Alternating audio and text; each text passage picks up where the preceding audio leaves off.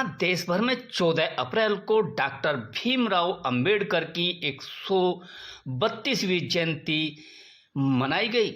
इस अवसर पर सभी दलित समाज एकत्रित होकर भीमराव अंबेडकर की जयंती बड़ी धूमधाम से मनाई। वहीं हमारी टीम भीमराव अंबेडकर भवन पहुंची। भीमराव अंबेडकर भवन में दलित जन जागृति मिशन के राष्ट्रीय अध्यक्ष सतवीर जाटव और उनके दलित जन जागृति मिशन के general secretary Jammu and Kashmir से सोहेल अहमद मीर मौजूद रहे और भी उनके जिला अध्यक्ष मौजूद रहे। भीमराव अंबेडकर भवन में बाबा भीमराव की 132वीं जयंती के अवसर पर सब लोगों ने भीमराव अंबेडकर की मूर्ति के पास संविधान की मांग करते हुए नारे लगाए। और वहीं हमारी न्यूज की ताकत की टीम पहुंची और इनसे खास बातचीत भी की। हमारे संवाददाता निगम पांडे ने क्या इन लोगों से पूछा, आखिर पूरी माजरा निगम पांडे के साथ देखिए इस खबर को। न्यूज की ताकत में आपका स्वागत है। आज बाबा राव भीमराव अंबेडकर का 132वीं जयंती है और जन जागृति मिशन के हमारे साथ राष्ट्रीय अध्यक्ष हैं जाटव जी। इनसे हम बात करेंगे या और जम्मू कश्मीर से भी लोग आए हुए हैं इनके साथ, उनसे भी बात करेंगे। चलिए बात करते हैं जी। मैं सतवीर सिंह जाटव, दलित जन जागृति मिशन का नेशनल प्रेसिडेंट हूँ और आप मेरे national general secretary Sohail Ahmed Mir साहब जे.एंड.के यूटी के इंचार्ज, आप मेरे बड़े भाई श्री दौलत राम जी यहाँ के अंबेडकर फाउंडेशन के इसके राष्ट्रीय महासचिव। और आज जो ये 132वां जो पर्व मनाया जा रहा है, आज ये पूरे एक भारतवर्ष में नहीं मनाया जा रहा, जबकि 195 कंट्रियों में ये जो है बाबा डॉक्टर भीमराव जी का जो है जन्मदिन मनाया जा रहा। और हमारा आज 132वें जन्मदिन पर कहना यही है, जो कि अब तक इस मुल्क के अंदर चाहे कोई भी सरकार रही जिसने 5 साल या 5 साल से अधिक जिन सरकारों ने इस मुल्क के अंदर शासन किया, वे सरकारें आपकी समाज विरोधी और संविधान विरोधी सरकारें पैदा हुई।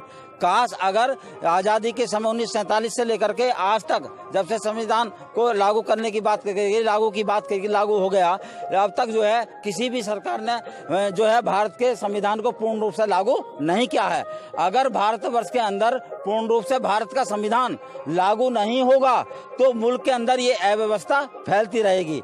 और इसी कारणवश जो है मुल्क के अंदर जो है सभी वर्गों जाति वर्गों में बांट दिया है और जो भी सरकार आ रही है केवल जो वोट बैंक की राजनीति कर रही है, जबकि जो है मुल्क किसी वोट बैंक की राजनीति से नहीं चलता, मुल्क जो संविधान से चलता है, मुल्क कानून से चलता है। और जब तक कानून सही प्रकार से लागू नहीं होगा तब तक जो है मुल्क के अंदर अव्यवस्था रहेगी। तो इसलिए मेरा कहने का तात्पर्य ये है और संविधान के तहत जिन लोगों को व्यवस्था रिजर्वेशन कोटे के तहत मिली, 131 सांसद जो रिजर्वेशन कोटे से चुन करके जाते हैं और 1161 विधायक जो रिजर्वेशन कोटे से चुन करके जाते हैं, दलित जन जागृति मिशन और अन्य जितने भी बहुजनों के जितने भी संगठन हैं, हम उन्हें सबको एक साथ में लेकर के देश के अंदर एक देशव्यापी आंदोलन करेंगे। या तो 131 सांसद इस मुल्क के अंदर पूर्ण रूप से संविधान की बात को माननीय प्रधानमंत्री जी के आगे रख करके, और जो आरएसएस के आका मोहन भागवत जी हैं और अन्य जो सरकार में शामिल हैं, हम सभी से कहना चाहेंगे कि इस भारतवर्ष के अंदर पूर्ण रूप से भारत के संविधान को लागू करना है, वरना इस मुल्क के अंदर एक बहुत बड़ा देशव्यापी आंदोलन होगा और जो कि लोग जो सड़कों पर उतर आएंगे, ये आजादी से भी भयंकर लड़ाई होगी इस मुल्क के अंदर। बस मैं ये कहना चाहूंगा अपनी बात को कि मूल रूप से इस भारतवर्ष का पूर्ण संविधान लागू करें। जय भीम, जय इस भारतवर्ष का पूर्ण संविधान लागू करें। जय भीम, जय भारत, जय संविधान। साफ तौर से इनका कहना है कि मूल संविधान को लागू किया जाए या तो नहीं किया जाएगा तो एक व्यापी आंदोलन चालू होगा। हमारे साथ दौलत जी हैं। Daulat Ram, general secretary doctor Ambedkar भवन। आज बाबा साहब परम पूज्य बाबा साहब भीमराव अम्बेडकर जी की 132वीं जन्म तिथि है। उसके उपलक्ष्य में हमारे यहाँ बहुत प्रोग्राम होता है और हजारों लोग जो है यहाँ पर आते हैं। शाम को 10,000 15,000 की भीड़ होती है और पब्लिक मीटिंग होती है। उसमें सभी गुणवान व्यक्ति और अच्छे वक्ता, राजनीतिक विद्वान सभी आते हैं, अपने अपनी बात रखते हैं। आज भारत का संविधान सही ढंग से अभी लागू नहीं हुआ है, उसके ऊपर टिप्पणियां चल रही हैं, जगह जगह इधर उधर की बातें चल रही हैं। अगर संविधान लागू हो जाए संविधान को सही तरह से चलाया जाए तो भारत की गरीबी जल्द दूर हो जाएगी। जितने बेरोजगार युवक हैं उनको रोजगार मिलेगा, आरक्षण मिलेगा, सबको काम मिलेगा, व्यापार में जो है वो मिलेगा। अगर जो सरकार है पूंजीपतियों की तरफ ना देखकर गरीब नौजवानों की तरफ देखे, जो पढ़े लिखे हैं उनको लोन दे, तो मैं समझता हूँ कि भारत जो एक सुदृढ़ भारत बन जाएगा, जिससे जो दुनिया कांपेगी। तो इसलिए हमारा संघर्ष संविधान को लागू कराना है। संविधान को सही ढंग से लागू होगा तो भारत की जय होगी। साफ तौर से इनका कहना है कि संविधान जब तक लागू नहीं होता हमारा संघर्ष साफ तौर से ये है कि संविधान को लागू करें। हमारे साथ JNK के सोहेल अहमद मीर जी भी हैं, इनसे भी हम बात करेंगे।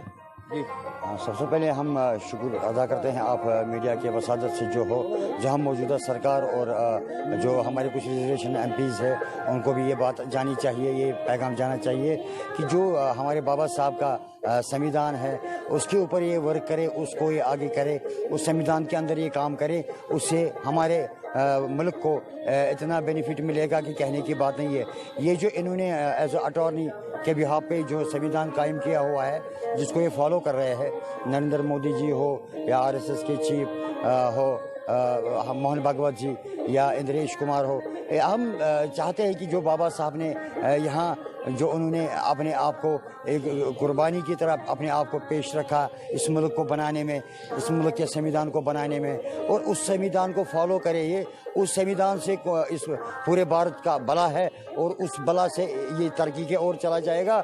नहीं तो अगर ये इस संविधान के ऊपर वर्क पूरे तरीके से नहीं कर पाए तो वो दिन दूर नहीं है। जैसे जो हो, जहां मौजूदा सरकार और जो हमारे कुछ रिजर्वेशन MPs है उनको भी ये बात जानी चाहिए, ये पैगाम जाना चाहिए कि जो हमारे बाबा साहब का संविधान है उसके ऊपर ये वर्क करे, उसको ये आगे करे, उस संविधान के अंदर ये काम करे, उससे हमारे मुल्क को इतना बेनिफिट मिलेगा कि कहने की बात नहीं है।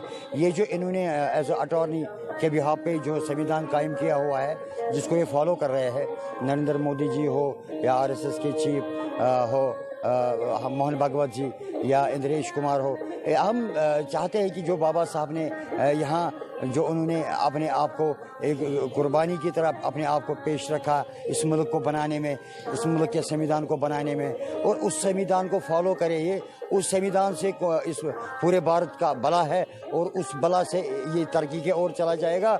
नहीं तो अगर ये इस संविधान के ऊपर वर्क पूरे तरीके से नहीं कर पाए तो वो दिन दूर नहीं है जिसमें मुसलमान, दलित और बुद्धिस्ट लोग एकजुट होकर काम करेंगे तो फिर वही फैसला करेंगे कि जो मौजूदा सरकार होगी वो किन की होगी, और उससे हमारे भारत देश में एक बाबा साहब का जो आज जन्मदिन है उसके ऊपर हम JNK UT से आए।